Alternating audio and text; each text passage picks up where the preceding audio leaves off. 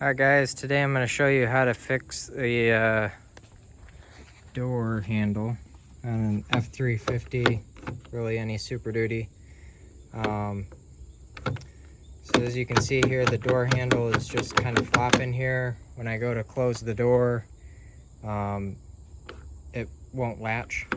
So basically what we're going to do is, I took the door panel off so I could see what was going on in here, but basically right here, just you'll reach your finger in there.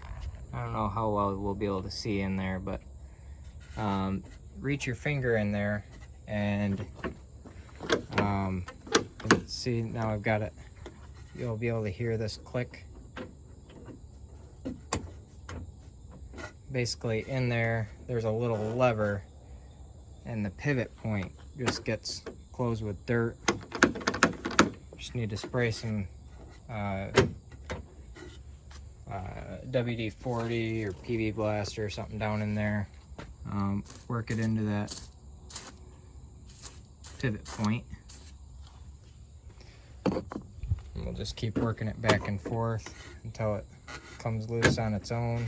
So I'm going to work this around a little bit, and then we'll come back when she's working. Alright, so we've worked it around a little bit. As you can see now, nice and snappy, closes really well. Basically that point in there just gets filled with dust. You can see this gets dirty.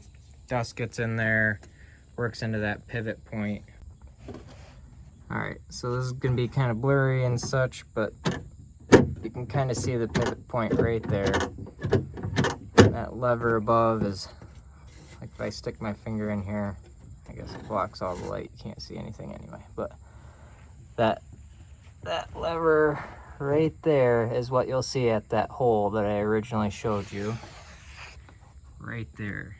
That's the top of the lever, which I don't know if you can see very well.